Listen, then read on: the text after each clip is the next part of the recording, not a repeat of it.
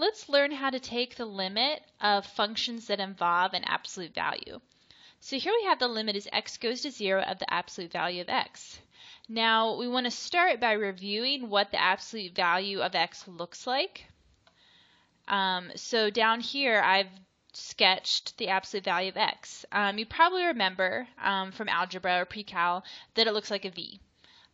So it's a v with two lines that meet at the origin. Now, something that's really useful to do when you're working with an absolute value function is actually to split it up into a piecewise function. So let me show you how to do that really quickly. So the absolute value of x is equivalent to the following piecewise function. So our piecewise function is going to be split up at x equals 0.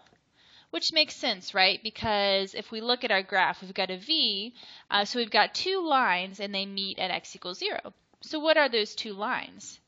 So for x less than or equal to 0, that's over here on this side of the graph. This is just negative x. It's a line with a slope of -1.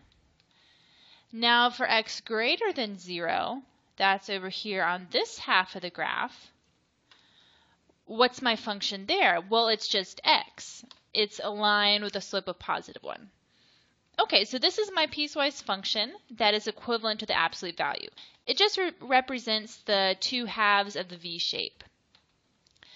Okay, so now that I have this representation of the function, let's go back and think about the limit.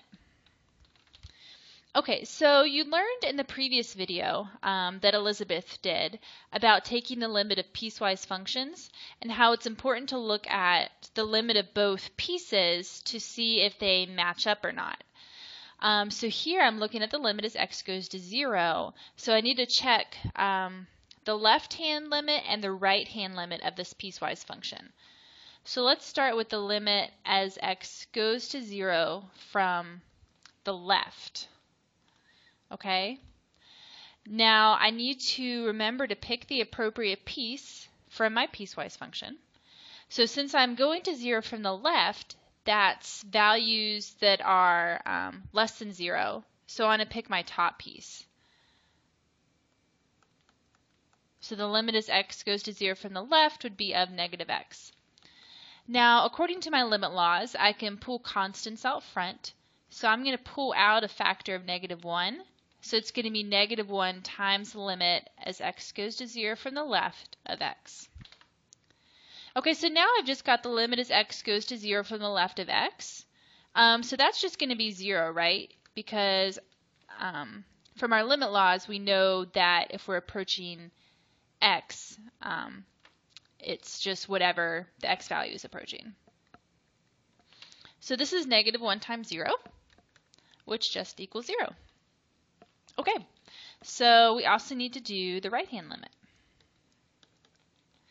Okay, so once again, I need to pick the appropriate piece. This is 0 from the right, so that's values of x that are greater than 0, so I'm going to pick the x piece. Okay, and now this is just the limit as x goes to 0 from the right of x.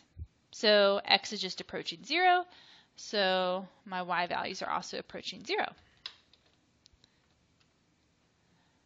So these are the same in this case, right?